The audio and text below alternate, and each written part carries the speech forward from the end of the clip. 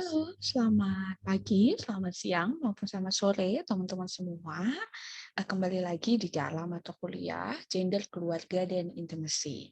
Apa kabar teman-teman semua? Semoga dalam kondisi yang sehat selalu ya. Nah, teman-teman, pada kesempatan hari ini, saya akan menyampaikan mata kuliah Gender, Keluarga, dan Intimasi melalui video perkuliahan gitu ya. Semoga nantinya apa yang saya sampaikan ini bisa kemudian bermanfaat bagi teman-teman semua dan bisa memperjelas pemahaman tentang materi yang akan kita bahas pada kesempatan kali ini. Nah, di dalam materi mata kuliah Gender, Keluarga, dan Intimasi di beberapa pertemuan yang sudah lalu, kita sudah bahas banyak membahas tentang materi gender, gitu ya. Apa pengertian gender, kemudian bagaimana gender itu konstruksi gender dilanggengkan melalui narasi negara, agama, dan juga media. Kemudian bagaimana juga teori-teori terkait dengan feminisme mulai dari gelombang pertama, kedua, hingga ketiga gitu, dan masing-masing dari perbedaannya. Kemudian di minggu lalu kita juga sudah membahas tentang bagaimana kemudian konsep performativitas gender yang dikemukakan oleh Judith Butler yang itu kemudian merubah paradigma yang sebelumnya, ketika sebelumnya menganggap bahwa jenis kelamin itu adalah given atau kodrati, tapi kemudian setelah itu kita menganggap bahwa jenis kelamin itu menurut Butler itu justru ya sama, dia ada konstruksi, karena apa yang kemudian muncul sebagai turunan dari adanya alat kelamin yang seorang manusia miliki itu juga telah dikonstruksi. Nah, itu tadi. Sehingga kemudian hari ini kita mulai akan membahas mengenai materi lain, yaitu keluarga gitu ya. Kita akan beranjak mulai membahas tentang keluarga dan juga intimasi begitu. Nah, sehingga hari ini teman-teman kita akan membahas mengenai materi keluarga dan kekerabatan gitu. Nah, ketika kita berbicara mengenai keluarga, pasti teman-teman sudah sangat familiar gitu ya, baik mungkin melalui konsep gitu ataupun lebih familiar lagi dalam konteks contohnya gitu, sehingga kemudian karena ya sehari-hari kalian semua itu berada di dalam lingkup keluarga gitu ya, atau disebut sebagai lingkungan sosial terkecil. Nah, ini misalnya kita lihat di sini. Ada kemudian kita lihat beberapa potret yang kemudian ada di sini itu menggambarkan potret keluarga gitu ya, sehingga yang paling sebelah kiri di sini yang terdiri dari ayah, ibu, dan anak-anaknya serta ada cucunya, ini juga disebut keluarga. Kemudian yang di bawah ketika mungkin laki-laki yang sudah cukup berusia ini menikah dengan anak muda juga disebut sebagai keluarga. Kemudian karena keluarga kondisi dan juga definisi terhadap keluarga itu semakin mengalami perubahan dan dinamika, maka kemudian misalnya di tengah itu juga ada seperti yang kita bahas sebelumnya, bahwa kemudian di luar negeri banyak yang sudah melegalkan adanya perkawinan sesama jenis, sehingga kemudian ketika perempuan dan perempuan menikah ini juga disebut sebagai keluarga. Kemudian misalnya ini yang sebelah kanan juga, ketika laki-laki dan laki-laki menikah gitu ya, mereka kemudian membentuk sebuah keluarga dengan anak yang kemudian yang dimiliki, yaitu kemudian kalau dalam konteks yang paling kanan ini anaknya diperoleh secara adopsi gitu. Nah, sehingga gambaran yang kemudian ada dari beberapa contoh yang terekam di sini, kita bisa lihat bahwa keluarga itu gitu ya, jadi tidak hanya dimiliki dalam konteks secara lahir saja, maksudnya secara anak dilahirkan secara langsung saja, tapi juga bisa melalui adopsi. Sehingga kita bisa lihat lembaga keluarga disebut sebagai keluarga karena dia merupakan lembaga sosial terkecil, jadi ya, kelompok sosial terkecil di dalam masyarakat yang memiliki ikatan intim, ya, ikatan intimate, dan memiliki tujuan tertentu untuk memenuhi kebutuhan lahir dan batin gitu. Jadi sebuah lembaga sosial gitu ya, terkecil, sehingga kalau dia disebut sebagai lembaga sosial, maka kemudian di dalamnya juga terdapat aturan-aturan, di dalamnya juga terdapat norma-norma, nilai-nilai yang kemudian dikembangkan bersama, dianut bersama untuk mencapai sebuah tujuan tertentu guna memenuhi kebutuhan lahir dan batin gitu. Coba perhatikan, misalnya di lingkungan keluarga teman-teman gitu ya, setiap keluarga teman-teman gitu ya, pasti kemudian ada sebuah nilai-nilai, ada norma-norma yang dikembangkan dan menjadi kesepakatan bersama gitu.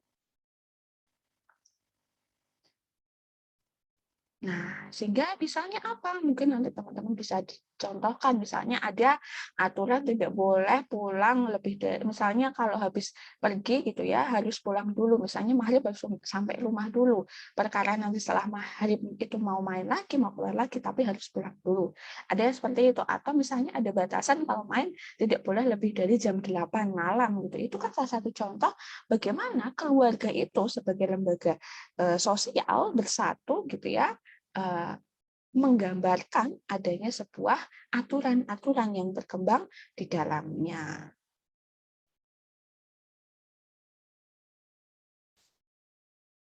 Tuh, sehingga sosiologi keluarga gitu ya, yang kemudian konsep keluarga ini juga banyak dikembangkan dalam salah satu kajian ya disebut sebagai sosiologi keluarga adalah ilmu yang mempelajari hubungan antar individu di dalam keluarga, hubungan keluarga dengan keluarga lainnya, serta segala aspek yang timbul dari hubungan tersebut. Gitu. Nah, sehingga kita bisa sebut bahwa keluarga itu tadi adalah lembaga sosial terkecil gitu ya yang muncul atau kelompok sosial terkecil yang dibentuk atas dasar biasanya didasari oleh ikatan perkawinan gitu ataupun ikatan keturunan gitu yang kemudian baik berdasarkan adopsi maupun dari anak sendiri. Nah, ketika kita melihat tadi bahwa kenapa dia disebut sebagai keluarga, ya apakah kemudian semua kelompok sosial itu disebut sebagai keluarga? Ternyata tidak, sehingga kita perlu melihat bahwa apa itu ciri-ciri keluarga. Yang pertama, keluarga adalah susunan orang yang disatukan oleh ikatan perkawinan, ikatan darah maupun adopsi. Jadi sebuah kumpulan gitu ya, kumpulan individu yang tadi membentuk sebuah kelompok sosial, dia akan disebut sebagai keluarga ketika mereka memiliki ikatan perkawinan, misalnya antara dari siapa? Suami dengan istri. Dia disebut sebagai keluarga karena diikat oleh ikatan perkawinan. Kemudian yang kedua, disatukan oleh darah, oleh keturunan gitu. Contohnya siapa? Antara orang tua, ibu dan ayah dengan anak. Kemudian selain itu juga antara misalnya nenek dengan cucu, paman dengan ponakan, bibi bude dengan ponakan. Itu sih disatukan melalui ikatan darah, gitu ya. Atau misalnya kakak dengan adik, itu kan dia disebut sebagai keluarga karena disatukan oleh ikatan darah. Kemudian yang ketiga adalah didasarkan pula pada adopsi, gitu ya. Juga karena adopsi yang kemudian mengurus berbagai keperluan administrasi itu juga kemudian bisa menjadi sebuah keluarga.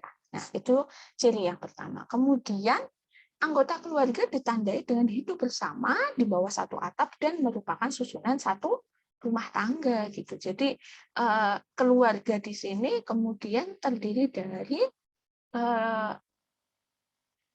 orang-orang yang hidup bersama gitu ya di bawah satu atap gitu ya.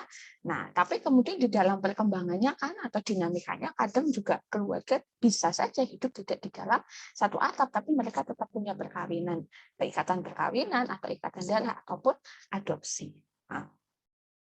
Nah, sehingga kemudian kita juga bisa melihat dalam konteks keluarga ini ada yang disebut sebagai family gitu ya, keluarga gitu ya.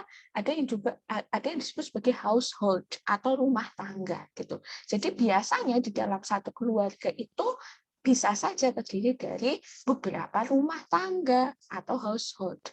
Contohnya misalnya di dalam satu keluarga misalnya ada ayah, ada nenek, kakek, anaknya 3, masing-masing anaknya sudah punya istri dan anak gitu ya misalnya. Nah, maka itu satu keluarga karena disatukan oleh ikatan perkawinan.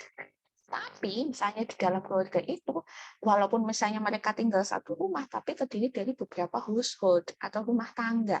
Rumah tangga yaitu didasarkan pada bagaimana sebuah kelompok orang itu tadi itu memiliki urusan rumah tangga masing-masing. Jadi misalnya tadi ada kakek, nenek, kemudian anaknya 3 gitu ya, masing-masing sudah memiliki suami dan istri, anaknya, kemudian ada cucunya, mereka tinggal satu rumah, satu keluarga, satu family. Karena tadi didasarkan pada ikatan darah. Tapi di dalamnya di salah satu keluarga nenek, misalnya nenek melati itu, kemudian dia terdapat beberapa rumah tangga karena masing-masing anaknya walaupun dia tinggal di dalam satu rumah itu mengelola keuangan rumah tangga sendiri gitu, sehingga dia terdiri dari beberapa rumah tangga atau household. Kemudian yang ketiga cirinya adalah berinteraksi dan berkomunikasi satu sama lain yang menimbulkan peranan-peranan sosial bagi anggota keluarga. Jadi kalau namanya keluarga tadi yang diikat oleh perkawinan, darah, adopsi, itu berinteraksi dan berkomunikasi satu sama lain gitu ya, yang kemudian menimbulkan pasti ada peran-peran ya di dalamnya. Kalau misalnya peran dia sebagai ayah itu apa, sebagai suami itu apa, dia sebagai istri itu apa, sebagai ibu, sebagai anak gitu ya, masing-masing memiliki peran. Yang kemudian yang ketiga di dalam keluarga juga terjadi sebuah pemeliharaan kebudayaan bersama. Jadi misalnya di dalam keluarga itu mereka menyepakati adanya nilai dan norma tertentu, adanya aturan tertentu, sehingga kemudian mereka berusaha mentaati aturan dan nilai itu untuk sebagai salah satu sarana pemeliharaan. Ataupun misalnya keluarga juga berperan di dalam pemeliharaan budaya-budaya masyarakat secara umum, misalnya penggunaan bahasa. Maka biasanya bagaimana misalnya dilatih untuk menggunakan bahasa-bahasa daerah ya dimulai dari keluarga. Nah, itu keempat ciri-ciri keluarga. Nah, kemudian teman-teman, kita misalnya di dalam keluarga itu kan banyak sekali gitu ya, banyak sekali tipe. Sehingga kita akan melihat berbagai tipe-tipe keluarga. Yang pertama pada masyarakat praliterasi, ada beberapa tipe gitu ya. Nah, yang pertama kita akan lihat bagaimana tipe keluarga bilateral atau parental, di mana kemudian tipe keluarga bilateral atau parental ini yaitu tipe keluarga yang menarik garis keturunan dari ayah maupun ibu. Jadi sama-sama kemudian misalnya ego ya si hijau ini kita sebut sebagai ego. Maka ego ini memiliki garis keturunan dari ayah maupun dari ibu. Itu misalnya ya dia kemudian punya apa ya misalnya dia mengakui gitu ya, dia mengakui sebagai keluarga dari ayah yang merah ini dan dari ibu yang kuning ini. Biasanya itu ada di dalam masyarakat Jawa ya, seperti misalnya yang ada di Jogja, Sunda, Bugis dan Makassar. Jadi di dalam keluarga bilateral itu menarik garis keturunan antara ayah dengan ibu. Kemudian selain bilateral, itu ada yang kedua gitu ya, yang disebut sebagai keluarga unilateral gitu. Nah, berbeda dengan yang bilateral, yang unilateral itu kemudian seseorang ya di dalam masyarakat tersebut itu menarik garis keturunan hanya dari satu pihak saja, yaitu dari ayah saja maupun dari ibu saja. Sehingga kemudian di bagian unilateral ini bisa dibagi menjadi dua. Yang pertama adalah patrilineal, ya ketika kemudian keluarga itu ditarik dari garis keturunan ayah saja, atau yang kedua matrilineal, gitu ya, yaitu ketika menarik dari garis keturunan ibu saja gitu. Nah, biasanya garis keturunan ayah saja atau ibu saja diwujudkan di dalam sebuah nama gitu, atau misalnya dari sebuah garis keturunan itu tadi, misalnya dari struktur keturunan atau struktur kekerabatan gitu. Jadi misalnya patrilineal kan hanya menarik garis keturunan dari ayah saja, biasanya ada di dalam masyarakat Batak, Bali, Ambon, Asmat, dan Dani. Sehingga kemudian dia ya diakui misalnya dari keturunannya ayah saja. Sehingga nama-namanya pun menggunakan nama-nama dari marga yang berasal dari ayah gitu. Nah, berbeda dengan patrilineal, yang matrilineal ini sebaliknya dia menarik garis keturunan dari ibu saja gitu. Yang contohnya ada di dalam masyarakat Minangkabau. di mana kemudian kalau di dalam matrilineal berarti dia menarik garis keturunan yang dari ibu saja, sehingga kemudian misalnya dia punya marga, maka marga yang digunakan oleh ego yang hijau ini misalnya itu ya didapatkan dari ibunya, marga ibunya bukan ayahnya. Kemudian yang marga ibunya juga didapatkan dari orang tua yang perempuan. Begitu, sehingga ada dua, ada patrilineal dan ada matrilineal. Nah, kemudian yang ketiga, selain ada garis keturunan yang bilateral dan unilateral itu, kita juga ada yang disebut sebagai garis keturunan yang ambilineal, yaitu bagaimana menarik garis keturunan untuk sebagian orang di dalam masyarakat melalui ayah dan sebagian lagi melalui ibu. Jadi separuh-separuh begitu. Jadi contohnya suku Dayak, misalnya dia punya dua anak, maka misalnya yang satu nanti ditarik dari garis keturunan sang ayah, kemudian yang satu lagi bisa ditarik dari garis keturunan sang ibu. Nah, itu tadi yang pertama adalah bagaimana kita melihat tipe-tipe dari keluarga yang praliterasi, dari ada bilateral gitu ya, kemudian ada ambilineal juga, ada yang kedua ada disebut sebagai unilateral begitu. Kemudian yang kedua, kita juga bisa melihat tipe-tipe keluarga secara historis. Ini juga nanti akan ada beberapa tipe keluarga. Yang pertama, kita akan lihat bagaimana yang disebut sebagai tipe keluarga patriarkal luas. Nah, di mana dalam tipe keluarga patriarkal luas ini ciri utamanya adalah kekuasaan kepala keluarga bersifat absolut atau mutlak, di mana kepala keluarga di sini adalah suami atau ayah. Jadi suami atau ayah punya kekuasaan yang mutlak untuk menentukan segala keputusan yang ada di dalam keluarga. Nah, biasanya kalau zaman dulu itu banyak ditemui di Cina, India, dan Jepang. Nah, sehingga di dalam keluarga patriarkal ini ada beberapa ciri-cirinya. Yang pertama contohnya misalnya, anak laki-laki paling tua gitu ya, itu sama sekali tidak berhak bahkan menggantikan wewenang si ayah dan juga si suami itu selama dia masih hidup. Jadi ya walaupun misalnya anak itu sudah berusia setua apapun, dia tidak bisa menggantikan jika ayahnya masih hidup. Nah, tidak boleh ada yang berpisah rumah gitu. Jadi maka dari itu di keluarga patriarkal luas zaman dulu itu ya mereka ada di dalam satu rumah yang sangat besar, rumah panggung biasanya ya. Satu rumah yang sangat besar gitu ya, terdiri itu adalah kakeknya, terdiri dari anaknya, di mana anaknya sudah menikah, itu punya cucu, bahkan cucu-cucunya sudah menikah, mereka tinggal di dalam satu rumah yang sama.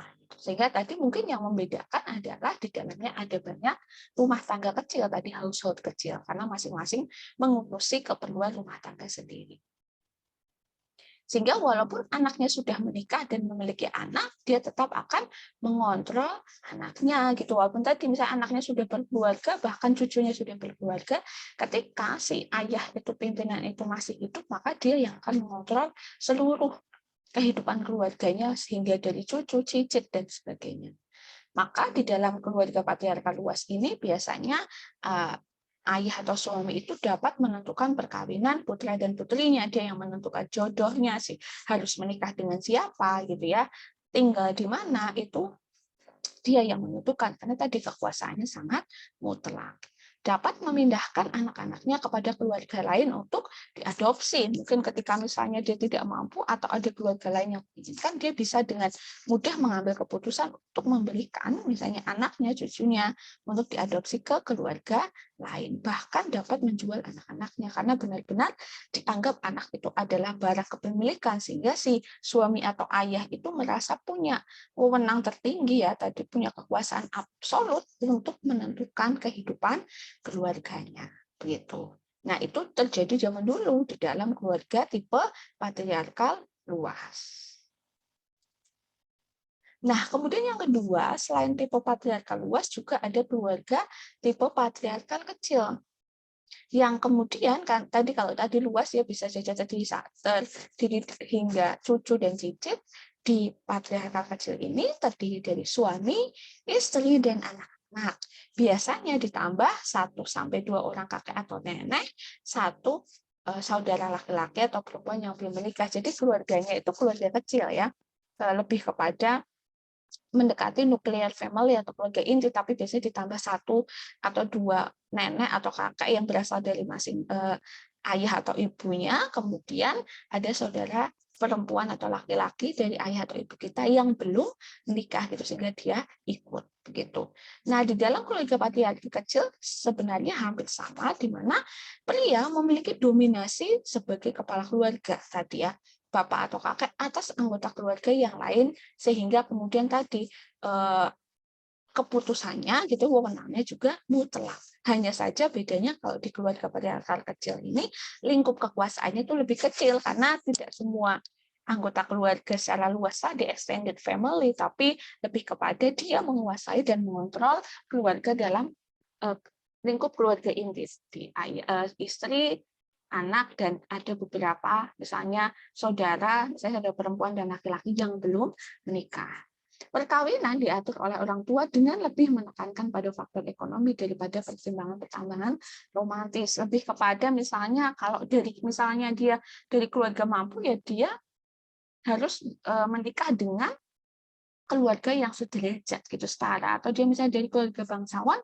maka dia juga harus menikah dengan keluarga bangsawan. Begitu.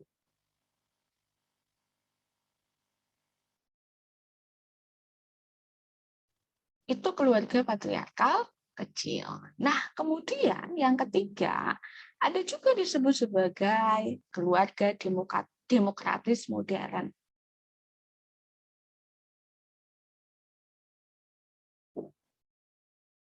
Nah, keluarga demokratis modern ini biasanya itu banyak terjadi ya, kemudian menjadi tipe-tipe keluarga pada saat ini gitu ya. Karena sekarang kemudian keluarga-keluarga itu memiliki tipe ini. Yang pertama adalah kebebasan memilih pasangan didasarkan pada kemesraan, persahabatan, penyesuaian, dan kepentingan bersama. Kalau di patriarkal kecil dan yang luas tadi, itu memilih pasangan itu masih kemudian menjadi tanggung jawab atau menjadi tugas dari keluarga besar, bahkan tadi misalnya ayahnya, orang tuanya, dia yang menentukan kamu harus dengan siapa gitu. Nah, didasarkan pada misalnya pertimbangan keluarga, pertimbangan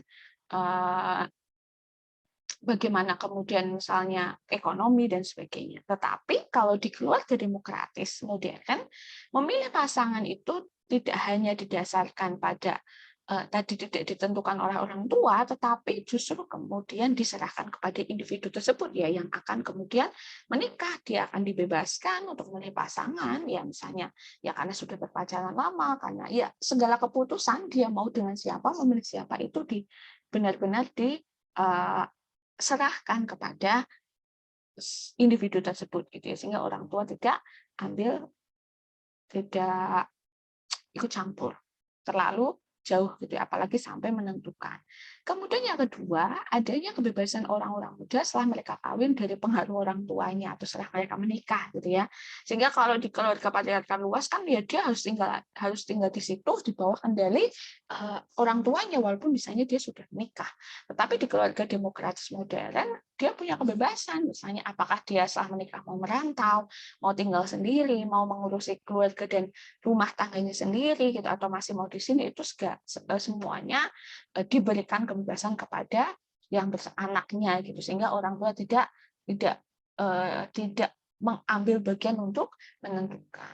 Yang ketiga, adanya perkiraan kesamaan antara suami dan istri, maksudnya adanya kesetaraan ya, peran antara suami dan istri, tidak lagi dibedakan bahwa istri itu hanya perkara pekerjaan domestik, kemudian suami hanya perkara pekerjaan publik. Sudah tidak ada lagi karena sudah mulai mengenal adanya kesetaraan. Yang keempat, keputusan dicapai melalui diskusi antara suami dan istri dan juga keikutsertaan anak-anak yang sudah dewasa. Jadi keluarga itu bukan lagi sebagai sarana untuk menerapkan tadi ya dominasi dan kekuasaan, tetapi di dalamnya itu justru kemudian adanya diskusi-diskusi ketika ingin mencapai sebuah keputusan, ketika ingin mengambil keputusan, gitu ya, menentukan sesuatu itu tidak hanya orang tua yang menentukan, tetapi kemudian adanya diskusi, anak juga diberikan kesempatan untuk mengemukakan pendapat. Kemudian yang kelima, tingginya kebebasan bagi para anggota untuk mencapai tujuan keluarga. Misalnya kalau anaknya pengen menentukan masa depannya gitu ya, pengen sekolah di jurusan apa gitu, ya itu diberi kebebasan asal bertanggung jawab. Orang tua tidak lagi memaksakan kehendak, tapi anak diberikan kebebasan untuk menentukan sendiri tadi tujuan-tujuan hidupnya. Nah, ini yang kelima contoh keluarga demokratis modern ini yang kemudian mungkin sehari ini sedang berkembang ya keluarga hari ini. Walaupun beberapa mungkin masih ada yang menerapkan tadi ya jadi tipe keluarga patrilineal, patriarkal kecil ataupun patriarkal luas gitu. Tapi sekarang lebih banyak ada di dalam tipe keluarga demokratis modern. Nah, itu tadi teman-teman berkaitan dengan tipe-tipe keluarga gitu ya, tipe-tipe keluarga yang ada. Mulai dari yang literasi, praliterasi sampai keluarga historis gitu. Nah, kemudian selanjutnya kita akan melihat bagaimana dinamika keluarga, teman-teman. Nah, dinamika keluarga. Ada beberapa faktor yang kemudian mempengaruhi adanya perkembangan atau dinamika keluarga. Yang pertama adalah bagaimana kemudian industrialisasi. Bagaimana industrialisasi ini berpengaruh gitu ya, berpengaruh besar terhadap perubahan tipe-tipe keluarga, yaitu tipe keluarga yang tadinya extended family atau keluarga luas tadi ya, yang ada ayah, misalnya kakek, nenek, orang tua, pakde, bude, paman, bibi, sepupu, semuanya itu keluarga luas. Berubah menjadi nuclear family atau keluarga inti yang hanya terdiri dari ayah, ibu, dan anak saja. Nah, sehingga kemudian terjadi sebuah perubahan ini.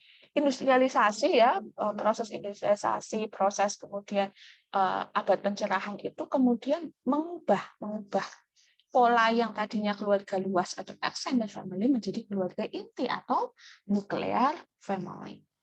Nah, kalau zaman dulu di dalam masyarakat agraris itu kan keluarga, kenapa dia menjadi keluarga besar gitu atau extended family itu karena kemudian pada masyarakat agraris kan keluarga itu terikat oleh sebidang tanah yang sama dengan lokasi yang sama, misalnya sama-sama di desa X, sehingga mereka kemudian karena terikat oleh bidang tanah yang sama dalam lokasi yang sama, sehingga kemudian memungkinkan mereka tinggal bersama gitu ya, sehingga interaksi antar keluarga itu menjadi lebih luas gitu. Nah, sehingga kemudian ya di situ misalnya kakek neneknya ya bekerja di tempat yang sama, punya ladang di daerah situ, pak budenya juga bekerja di daerah punya ladang di situ sehingga tinggalnya di situ. Orang tua kita misalnya juga tinggal di situ karena ladangnya di situ, sehingga kemudian karena kita tinggal berdekatan, maka kemudian keluarganya, ikatan keluarga luas ini semakin kuat gitu sehingga tipe keluarganya extended family. Namun kemudian setelah adanya era industrialisasi gitu ya, era masyarakat industri, banyak masyarakat yang berpindah pekerjaan. Masyarakat tidak lagi kemudian mengandalkan sektor agraris, tapi sudah bekerja di sektor-sektor industri, di mana kemudian sektor industri itu banyak berada di kota-kota besar.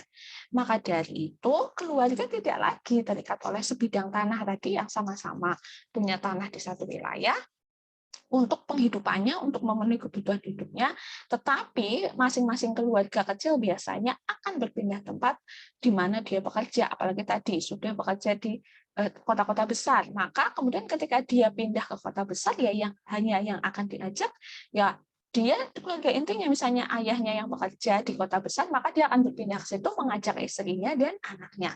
Sedangkan kakaknya tadi ya orang tuanya atau kakek kita, pak bude kita tidak akan ikut berpindah, dia tetap ada di desa misalnya.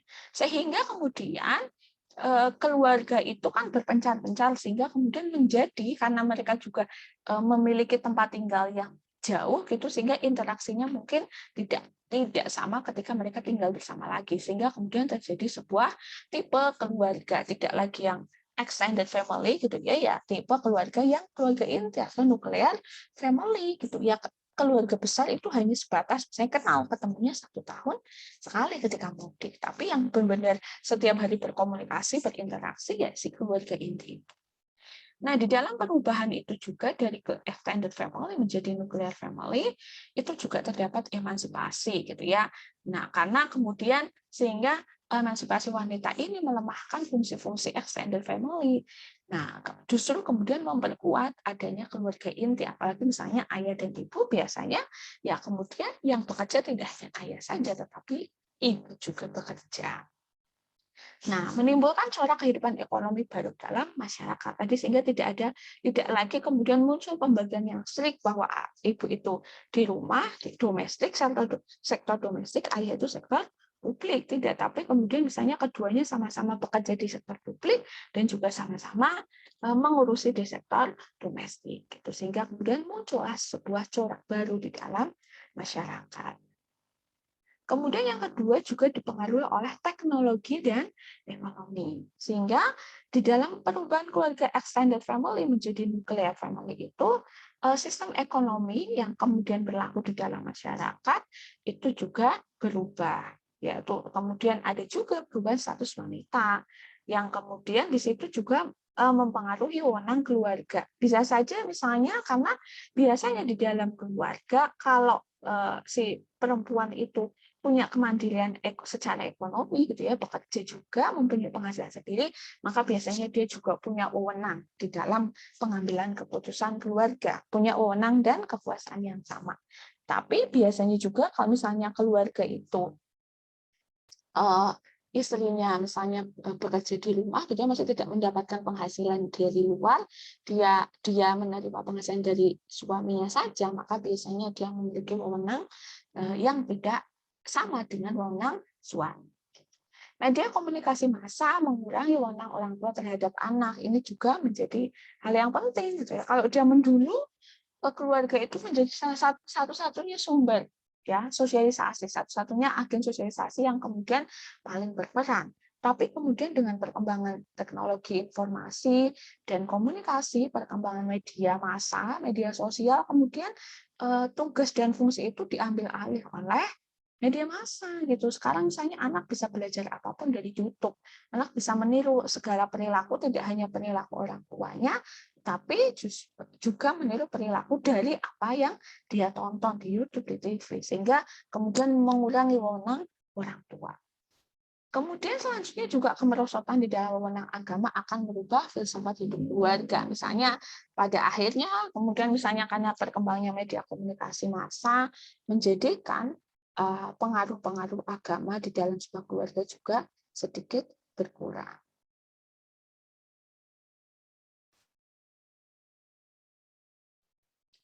Nah, itu didasarkan pada teknologi, informasi, dan komunikasi. Kemudian yang ketiga, ketika didasarkan pada struktur keluarga. Nah, perubahan ya dari extended family menjadi nuclear family juga mengakibatkan yang pertama berkurangnya kontrol terhadap ikatan perkawinan gitu. Kalau misalnya di dalam keluarga yang extended kan masih ada kontrol, komen-komen dari yang diberikan oleh kakek, oleh Pak D, oleh Bude, oleh paman dan sebagainya gitu ya untuk bagaimana kehidupan perkawinan seseorang. Tetapi di dalam nuclear family, keluarga inti itu kontrol itu tidak ada gitu ya, berkurang. Kenapa? Karena ya orang yang kemudian dia hanya mengurusi rumah tangga perkawinannya, karena kemudian tidak lagi ada campur tangan dari keluarga-keluarga lain ya, keluarga-keluarga besar. Kemudian yang kedua, perubahan peranan ekonomi wanita. Jadi kalau di nuclear family hari ini biasanya lebih cenderung pada perempuan itu diberikan hak yang sama untuk mengambil pekerjaan di sektor-sektor domestik. Di sektor publik. Kemudian yang ketiga, berkurangnya pengawasan terhadap bidang apa tadi yang sudah sedikit dijelaskan karena pengaruh media massa juga. Nah, itu tadi berkaitan dengan bagaimana dinamika-dinamika keluarga yang ada. Begitu. Nah, apabila ada pertanyaan, silakan nanti teman-teman sampaikan via WhatsApp grup maupun via Bismarck gitu. Saya rasa cukup sekian, semoga penjelasannya bisa membantu. Terima kasih, sampai jumpa di perkuliahan selanjutnya.